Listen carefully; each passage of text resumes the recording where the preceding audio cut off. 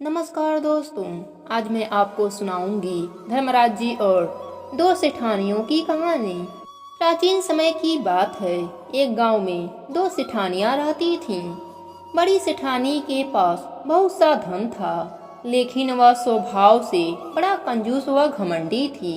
छोटी सेठानी के घर में धन कम था, लेकिन वह सरल स्वभाव की थी। सबकी मदद करती रहती थी, साथ ही धार्मिक कार्य और लोगों की मदद करने में अपना समय व्यतीत करती थी।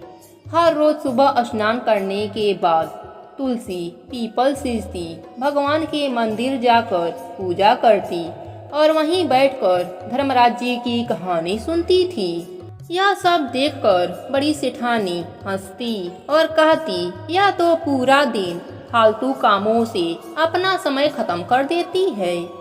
ऐसे ही दिन बीतते गए और दोनों सेठानी बुढ़ी हो गईं और एक दिन दोनों की मृत्यु हो गई। छोटी सेठानी को लेने के लिए धर्मराज जी ने अपना विमान भेजा और बड़ी सेठानी को दूत मारते हुए ले जाने लगे। रास्ते में बड़ी सेठानी ने कहा कि मुझे भूख लगी है।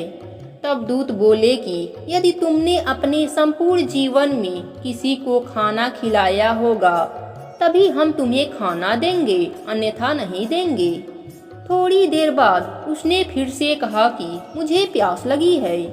तब दूत बोले कि यदि तुमने जीवन में किसी प्यासे को पानी पिलाया होगा तभी हम तुम्हें पानी देंगे, अन्यथा नहीं देंगे। इस तरह उसे पानी भी नहीं मिला। आगे रास्ते में उसे कांटे चुभने लगे और तेज गर्मी पड़ने लगी, लेकिन दूत उसे घसीटते हुए ले जा रहे थे। अब बड़ी सेठानी बड़ा पछता रही थी कि मेरे पास सब कुछ होते हुए भी दान धर्म नहीं किया।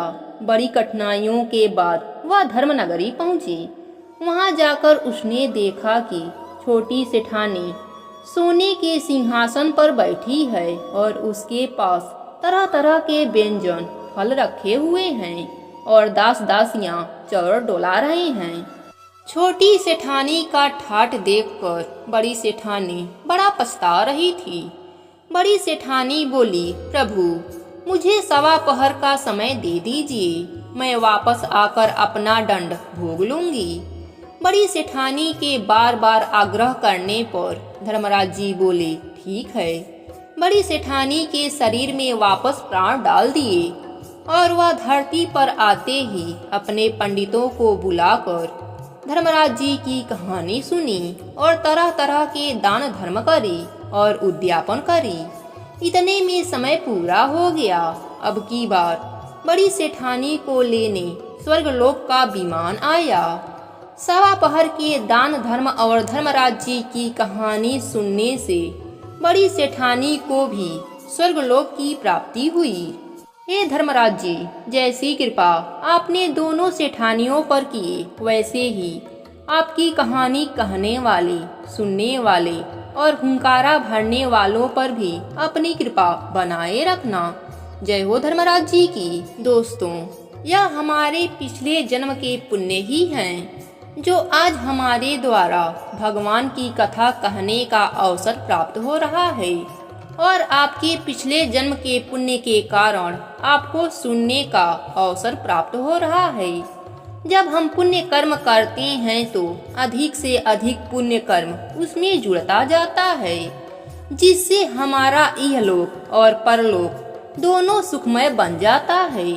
धन्यवाद।